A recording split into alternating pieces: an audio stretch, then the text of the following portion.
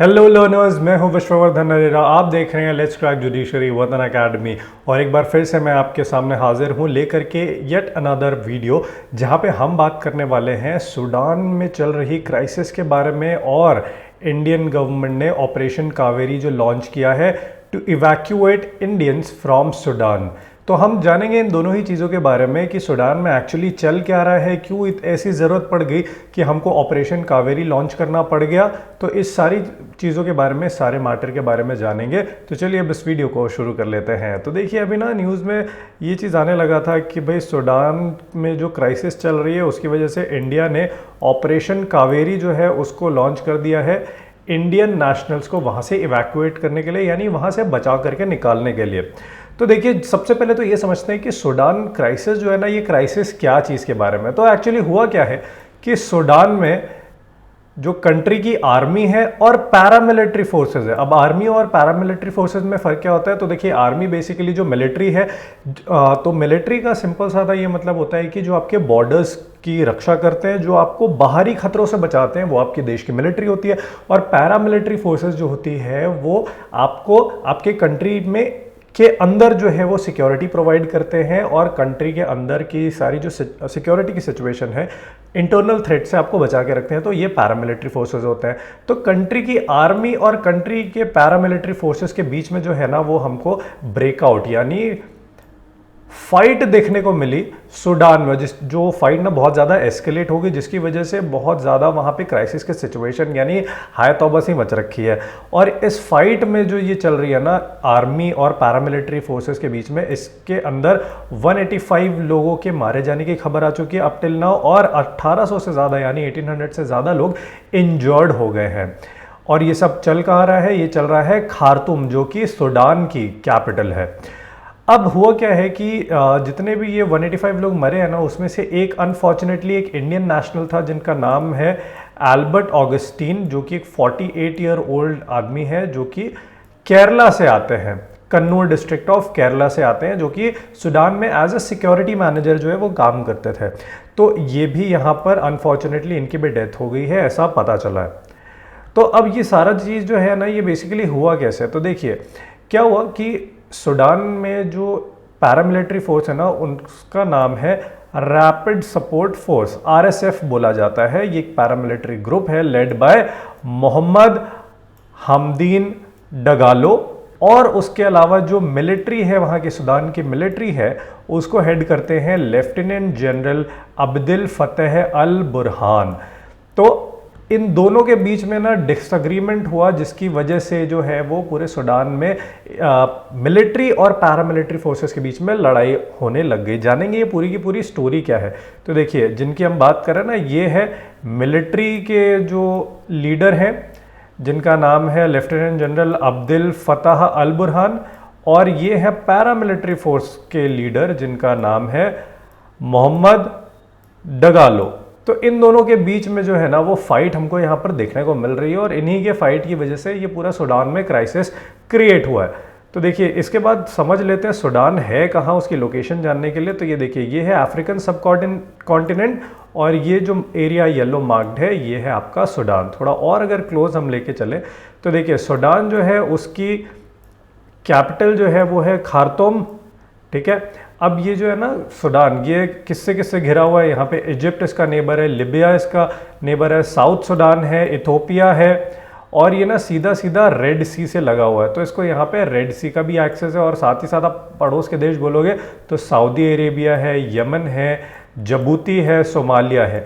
ये सब भी क्या है कि लगे हुए देश है सूडान से। और अगर आप मोर और लेस देखोगे ना, तो इन देशों में भी कहीं ना कहीं आप देखोगे कॉन्फ्लिक्ट वाली सिचुएशन हमेशा बनी रहती है। सूडान में तो हमको अभी ये क्राइसिस वाली सिचुएशन देखने को मिल रही है, लेकिन ये आसपास के जितने भी देश है ना, सऊदी अरेबिया को छोड़ के, बाकी सब में भी ना ये सारी सिचुएशन लगभग आपको हर दूसरे तीसरे साल में देखने को मिलेगी, है ना, कि कॉन्फ्लिक्ट चल रहा होता है, सिविल वॉर बेसिकली चल रहा होता है। और सूडान में भी अभी सिविल वॉर ही चल रहा है। तो ये वाली सिचुएशन हमको अभी सूडान में देखने को मिल रही है।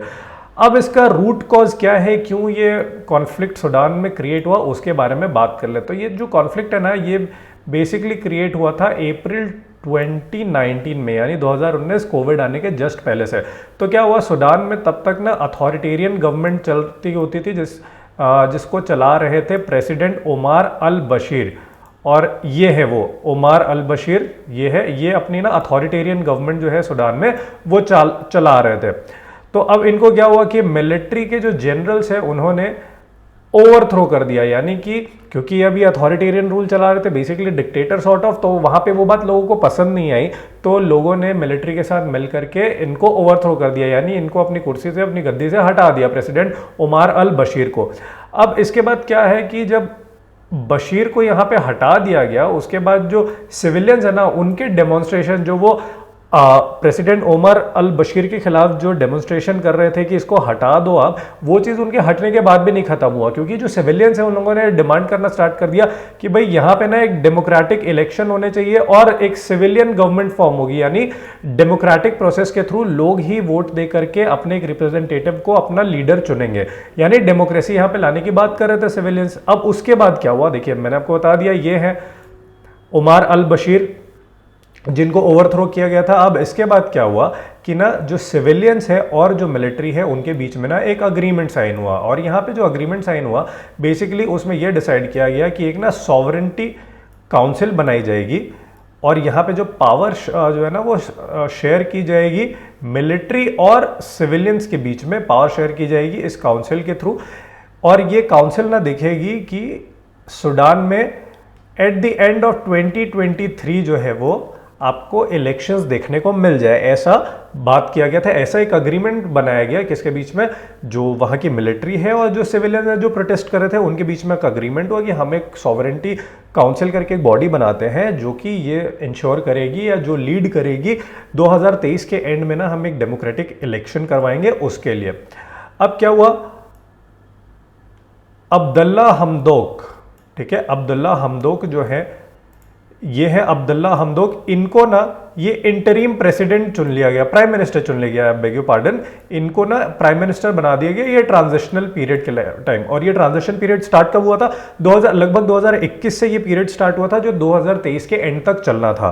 तो तब तक के लिए अब्दुल्ला हमदोक को जो है वो सूडान का प्राइम मिनिस्टर बना दिया गया, और ये last year he August that year यानी कि 2021-22 के टाइम में इनको जो है प्राइम मिनिस्टर चुना गया था फॉर दिस ट्रांजिशनल पीरियड, यानी इंटरिम, यानी थोड़े समय के लिए ही। ये है अब्दुल्ला हमदोक, इनको चुना गया था प्राइम मिनिस्टर सूडान का। अब हुआ क्या कि ये वाला जो अरेंजमेंट था ना, जो लोगों के बीच में हो रखा था कि यार एक सॉवरेंटी काउंसिल बनाएंगे जिसमें मिलिट्री के भी लोग होंगे और सिविलियन पॉपुलेशन भी होगी, और दोनों मेक श्योर करेंगे कि एंड ऑफ 2023 एक डेमोक्रेटिक इलेक्शंस करवाया जाए, और तब तक के लिए अब्दुल्ला जो हमदोक है उनको प्राइम मिनिस्टर चूज किया जाएगा।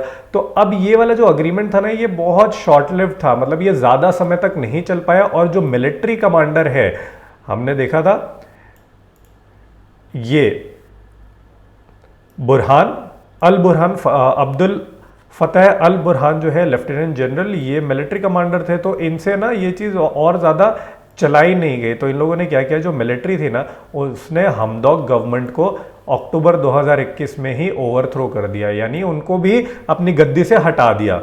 और जो बुरहान है यानी लेफ्टिनेंट जनरल बुरहान जो है वो डी फैक्टो लीडर बन गए कंट्री के, क्योंकि वो मिलिट्री के लीडर थे और कंट्री की मिलिट्री का कंट्रोल आ गया था देश के ऊपर, तो जो डी फैक्टो लीडर बन गए कंट्री के वो बन गए ये बुरहान, लेफ्टिनेंट जनरल बुरहान। तो अब यहाँ पर से ना थोड़ा सा गड़बड़ी स्टार्ट हुई। गड़बड़ी क्या स्टार्ट हुई, जो डगालो था, हमने जो देखा था कि पैरामिलिट्री के जो हेड थे ये है डगालो, तो डगालो के साथ अब दिक्कत क्या होने लगा धीरे धीरे कि डगालो जो है वो वाइस प्रेसिडेंट बन गए रूलिंग काउंसिल के, और बुरहान के पार्टनर तो वो थे ही, यानी मिलिट्री के जो लीडर है उनके पार्टनर तो थे, लेकिन वो क्या हुआ ना, वो अब यहाँ पे सेकंड इन कमांड बन गए। तो अब यहाँ पे डगालो को ये लगने लगा कि यार हम सेकंड इन पावर क्यों बने, और ये मिलिट्री के पास क्यों पावर जा रही है, हम लोग पैरामिलिट्री वाले हैं, हम लोग भी तो पावर में आ सकते हैं। तो यहाँ पे इस वजह से जो है ना वो थोड़ी सी दिक्कत स्टार्ट हुई मिलिट्री और पैरामिलिट्री फोर्सेस के बीच में। भाई बेसिकली पावर टसल था, पैरामिलिट्री चाहती थी कि वो पावर में आए, वो सेकंड इन कमांड नहीं होना चाहते थे, वो फर्स्ट इन कमांड होना चाहते थे। और वहीं पे जो मिलिट्री है, क्योंकि उन्होंने ओवरथ्रो कर दिया था हमदोक गवर्नमेंट को, इसीलिए वो ऑलरेडी डिफैक्टो लीडर बन गए थे लेफ्टिनेंट जनरल बुरहान जो है। तो अब ये जो है ना जो दिक्कत स्टार्ट हुई वो हुई डगालो और लेफ्टिनेंट जनरल बुरहान के बीच में। अब ये दोनों पावर के लिए एक दूसरे से लड़ना स्टार्ट कर गए। यही था। अब देखो ये जो हम देखें ना कि पावर टसल चल रहा है, ये कोई नया पावर टसल नहीं है, सूडान में ये शुरू से चलता आ रहा है। देखो अगर हम टाइमलाइन पे गौर करें ना तो बेसिकली 1805 में भी के टाइम से जो ये आप देखोगे कि सूडान में हमेशा सिविल वॉर चलता रहा है। फिर 1955 से 72 के बीच में अगेन यहाँ पे एक सिविल वॉर इरप्ट हो गया था।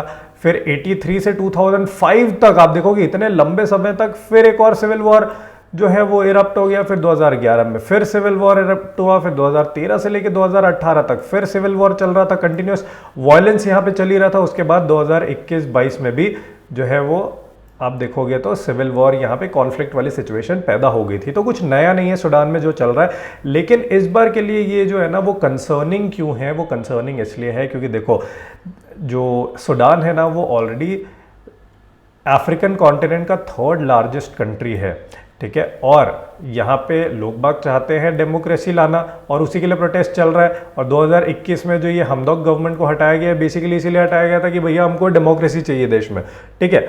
लेकिन अब बहुत अनफॉर्चुनेट बात है कि आर्मी और आरएसएफ यानी जो पैरामिलिट्री फोर्सेस है उनके बीच में ये ट्रांजिशन पीरियड में ही हमला, एक दूसरे के ऊपर ये हमला करना स्टार्ट कर दिया, पावर टसल स्टार्ट हो गया, एक दूसरे की जान के दुश्मन ये लोग बन गए।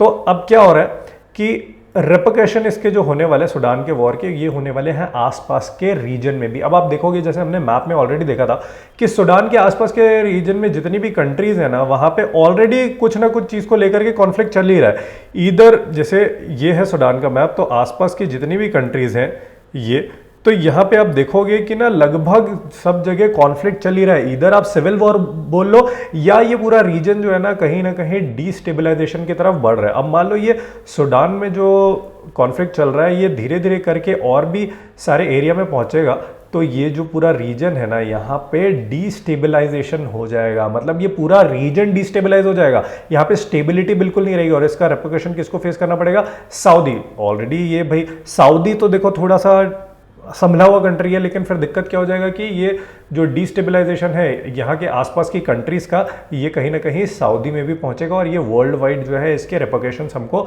देखने को मिलेंगे। ऐसा इशू जो है यहाँ पर हो सकता है जिस रेपकशन की हम बात कर रहे हैं। तो यहाँ पे बहुत, और क्या है ना सूडान की ऑलरेडी जो इकोनॉमी है वो बहुत ही ज़्यादा स्ट्रगल कर रही है। मतलब आप देखोगे ऑलरेडी वहाँ पे हाइपर इन्फ्लेशन है, पूरी इकोनॉमी गिर चुकी है, फॉरेन डेट है, बिलियंस ऑफ डॉलर्स के वहाँ पे फॉरेन डेट है। इसके अलावा जो इंटरनेशनल सपोर्ट वगैरह आता था ना इनको डेट रिलीफ के लिए और वहाँ के लोगों के लिए, वो भी जब से हमदोक की गवर्नमेंट गई है तब से आना बंद हो गया। यानी जब से वहाँ पे अगेन मिलिट्री रूल आया तब से जो है ये आना बंद हो गया है। तो वहाँ पे सिचुएशन बहुत ही ज़्यादा खराब हो गई है और ये धीरे धीरे करके अगर आस पड़ोस के सारे देशों में भी फैल जाएगा ना तो सिचुएशन और बद से बदतर हो जाएगी, वर्स्ट कंडीशन हो जाएगा वहाँ पे वो पूरे रीजन के लिए। क्योंकि ऑलरेडी वहाँ की जितनी भी देश है, आसपास के जो देश है, जो नेबरिंग कंट्रीज है, वो ऑलरेडी किसी ना किसी चीज को लेकर के वहां पे कॉन्फ्लिक्ट या इश्यूज चल ही रहे हैं। अब यहाँ पे ना जो सूडान में रहने वाले लोग हैं वो ये कह रहे हैं कि ये वाला जो वॉर चल रहा है, अभी जो मोमेंट चल रहा है सूडान में, वो बहुत पिवोटल है, नहीं बहुत इंपॉर्टेंट है। इसकी ये हमारी हिस्ट्री के लिए, हमारी कंट्री की हिस्ट्री के लिए ना बहुत इंपॉर्टेंट है। ये वॉर या तो हमको जीत दिला देगा या तो फिर इस कंट्री को यानी सूडान को फॉरएवर के लिए डिस्ट्रॉय कर देगा। ये वहां के लोगों का कहना है। यानी कि ये जो वॉर है इससे या तो हमारी कंट्री बनेगी नए तरीके से, यानी वहां पे डेमोक्रेसी वगैरह आएगी, या तो फिर पूरी तरीके से बर्बाद हो जाएगी, पूरी तरीके से डिस्ट्रॉय हो जाएगी। ये कहना है वहां के लोगों का। अब इसके बाद हमने देखा कि भाई ये तो चलो जो सूडान में चल रहा है हम उसकी बात कर रहे थे। इसके अलावा इसी को देखते हुए ना जो आसपास के जो देश है जैसे यूएस है, और भी आप देखोगे आसपास के देश, सऊदी अरेबिया है, फ्रांस है, जर्मनी है, रशिया है, उन लोगों ने अपने जितने भी वहाँ पर लोग हैं अलग अलग कंट्रीज के, उनको इवैक्यूएट करने का जो काम है उसको स्टार्ट कर दिया। तो उसमें इंडिया भी पीछे नहीं है क्योंकि लगभग 3000 के आसपास इंडियंस सूडान में फंसे हुए हैं, स्टैंडर्ड है। तो उन लोगों को वहाँ से इवैक्यूएट करके निकालना अब इंडियन गवर्नमेंट की रेस्पॉन्सिबिलिटी हो गई है। तो उसी के लिए इंडियन गवर्नमेंट ने ऑपरेशन कावेरी को लॉन्च किया है, ताकि वो ज़्यादा से ज़्यादा वहाँ पे जो इंडियन स्टैंडर्ड है, लगभग 3000 के आसपास इंडियन स्टैंडर्ड है सूडान में, उनको वहाँ से बाहर निकाला जा सके। और पीएम मोदी ने ऑलरेडी इसके लिए ऑफिशियल से मीटिंग की है, और जो मिनिस्ट्री ऑफ एक्सटर्नल अफेयर्स है वो इस काम में लग गई है। तो मिनिस्ट्री ऑफ एक्सटर्नल अफेयर्स का ये बताना है हुआ है कि हम government of India is pursuing multiple options, और 2 इंडियन एयरफोर्स के C-130J सुपर हर्क्यूलिस जो एयरक्राफ्ट है, मतलब इंडियन एयरफोर्स के one of the biggest cargo aircraft है, मतलब सेकंड नंबर पे, फर्स्ट नंबर पे C-17 ग्लोब मास्टर आता है। देखिए ये है आपका C-130J, काफ़ी बड़ा ये एयरक्राफ्ट है, तो इसे भी सूडान के लिए रवाना कर दिया गया। ऐसे 2 एयरक्राफ्ट है जो सूडान के लिए रवाना हुए हैं और वहाँ पे जाकर के इवैक्यूएशन का प्रोसेस करने वाले हैं। ये सेकंड मोस्ट लार्जेस्ट एयरक्राफ्ट है इंडियन एयरफोर्स का। और ये देखिए, ये है C-17 ग्लोब मास्टर, ये है ना, ये इंडियन आर्मी का सबसे बड़ा कार्गो एयर जहाज़ है, जिससे आप एयरलिफ्ट वगैरह कर लेते हो या कार्गो वगैरह पहुंचा देते हो। और ये जहाज़ जो है ना बहुत ज़्यादा एक्टिव हमको देखने को मिला था जब कोविड-19 ब्रेकआउट हुआ था ना, तो ऑक्सीजन सिलेंडर्स को ले जाने के लिए, दवाइयों को ले जाने के लिए, सारी सप्लाईज को ले जाने के लिए C-17 ग्लोब मास्टर का ही एयरफोर्स के थ्रू यूज़ किया गया था। तो यहाँ पे ये 2 चीज़ के बारे में बता दिया गया। उसके अलावा ये है INS सुमेध, इसको भी डिप्लॉय कर दिया गया और इसको जो है वहाँ पे सूडान भेज दिया गया है, ताकि ज़्यादा से ज़्यादा लोगों को वहाँ से इवैक्यूएट करके निकाल लिया जाए। तो ऐसा बताना है कि लगभग, ये देखिए, INS सुमेधा जो है उसको भी सूडान के पोर्ट के लिए जो है वो रवाना कर दिया गया है। अब यहाँ पे आप देखोगे ना, तो कुछ इंपॉर्टेंट बात मैं आपको बता दूं कि लगभग 300 के आसपास लोग, ऐसा बताया गया है कि वो पहुंच गए हैं सूडान के पोर्ट पे, और वहीं से INS सुमेधा जो है उनको रेस्क्यू करके लेके आने वाले हैं। ठीक है, अब उसके बाद कुछ डिटेल लॉ निकल के है कि फ्रेंच एम्बेसी जो है वो न्यू दिल्ली में, उन्होंने ये इन्फॉर्म किया है कि फ्रांस ने भी बहुत सारी इवैक्यूएशन ऑपरेशंस किए हैं, और उसमें total 388 people from 28 different countries को उन्होंने इवैक्यूएट किया है, इंक्लूडिंग इंडिया। यानी उसमें से 388 में से कुछ इंडियंस भी है, लेकिन कितना total exact number of Indians जो इवैक्यूएट हुए हैं उसके बारे में अभी भी कोई जानकारी नहीं है कि टोटल 388 लोग जो इवैक्यूएट हुए उसमें से कितने इंडियंस हैं, वो अभी भी हमको जानकारी नहीं है।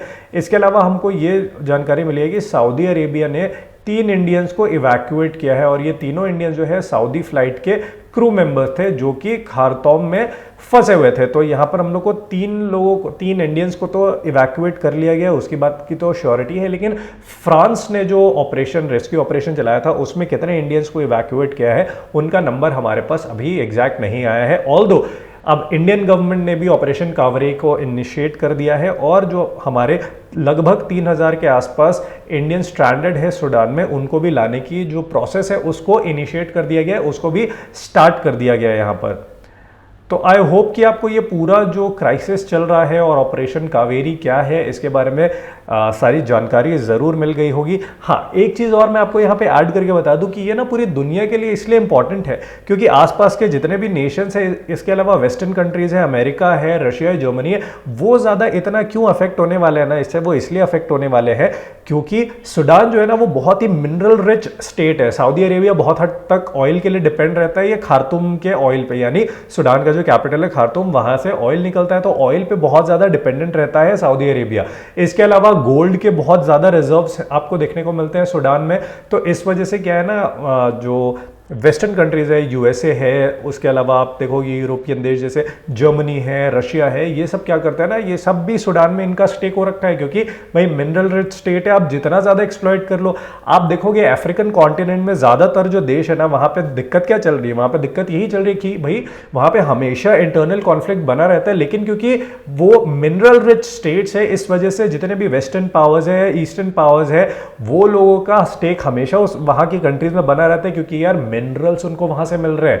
क्योंकि आप यूएसए जाओ, यूएसए में आज के डेट में बहुत ज्यादा आपको मिनरल्स देखने को नहीं मिलेंगे, लेकिन अफ्रीकन कॉन्टिनेंट में बहुत ज्यादा आपको मिनरल्स देखने को मिलता है। और इसी वजह से जो सारी कंट्रीज है, यूएस है, मेक्सिको है, आप कनाडा पकड़ लीजिए, आप फिर हमारे साइड आ जाइए, चाइना पकड़ लीजिए, इसके अलावा रशिया, जर्मनी, इन सबका स्टेक आज की डेट में, और सऊदी अरेबिया इवन, इनका भी स्टेक जो है ना आपको यहाँ पर देखने को मिल जाता है साउथ अफ्रीकन कॉन्टिनेंट में। इसलिए इन लोगों के लिए भी बहुत ज़्यादा ज़रूरी हो गया कि अगर पूरा एरिया जो है, पूरा रीजन जो है अफ्रीकन कॉन्टिनेंट का, सूडान के आसपास के कंट्रीज का, वहाँ का पूरा जो एरिया है वो अगर रीजन अगर डिस्टेबलाइज हो जाता है ना, तो बाकी पूरे देश, बाकी पूरे वर्ल्ड के लिए ये बहुत एक खतरनाक न्यूज़ हो सकती है। क्योंकि यार देखो, आपको मिनरल्स नहीं मिलेंगे, पूरे एरिया के ऊपर आपका कंट्रोल नहीं रहेगा, तो ये बहुत दिक्कत वाली बात हो सकती है आगे चल के। हालांकि देखना होगा कि ये जो पूरा सिनेरियो चल रहा है, क्राइसिस चल रहा है, वो किस तरीके से टर्न आउट होता है। क्योंकि अभी जितने भी आपके टॉप डिप्लोमेट्स हैं, जैसे आप यूएस के डिप्लोमेट्स को अगर पकड़ोगे, रशिया के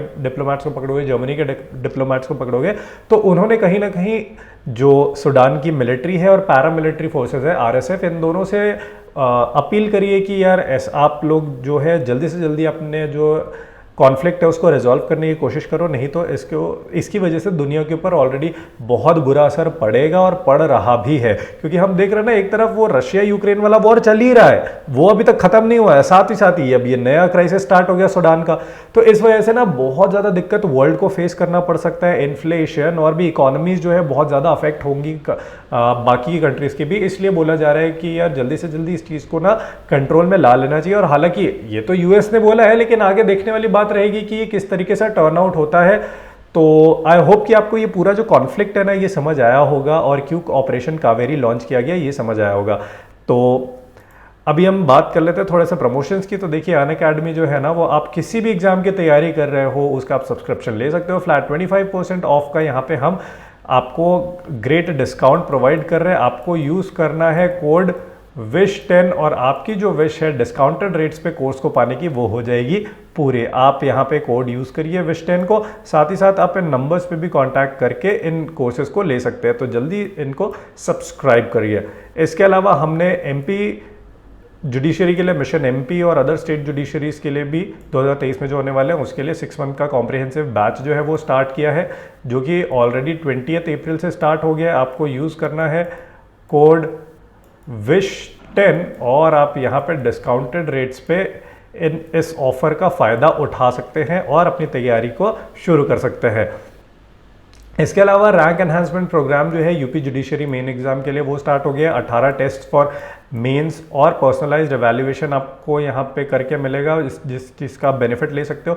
साथ ही साथ आपके 3 एग्जाम होंगे, जीके के लिए, इंग्लिश के लिए, हिंदी के लिए, लॉ 1, लॉ 2 और लॉ 3 पेपर्स के लिए भी यहाँ पे आपको ये बेनिफिट मिलता है। और सिर्फ बहुत ही अट्रैक्टिव प्राइस पे 6999 आपको कोड यूज़ करना है WISH10, और आपको यहाँ पे एडिशनल डिस्काउंट्स मिल सकते हैं। तो जल्दी जाइए और इसे अवेल ज़रूर करिएगा। इसके अलावा हमारे पास rank enhancement program Punjab mains के लिए भी है। 15 टेस्ट होने वाले यहाँ पे मेंस विद एवेल्युएशन, और साथ ही साथ civil law 1, civil law 2, criminal law, English और पंजाबी लैंग्वेज, ये सारी चीज़ों का आपको बेनिफिट मिलेगा इस रैंक एनहांसमेंट प्रोग्राम में। और ये मिलेगा आपको बहुत ही अट्रैक्टिव प्राइस पे 5999 ओनली। आपको सिर्फ यूज़ करना है कोड WISH10, और आपको एडिशनल डिस्काउंट के साथ यहाँ पे एनरोलमेंट मिल जाएगा। साथ ही साथ आप जो है ना इस नंबर पे भी कॉल करके इसकी पूरी जानकारी ले सकते हैं। इसके अलावा सारथी 5.0 कॉम्प्रिहेंसिव बैच जो है वो ऑलरेडी 13 अप्रैल से स्टार्ट हो गई, 12 महीने चलने वाली ये पूरी बैच है। तो यहाँ पर आपको बहुत अट्रैक्टिव फीचर्स मिलेंगे जो आपको और शायद कहीं ना मिले। आपको यूज़ करना है कोड WISH10, और आप जो है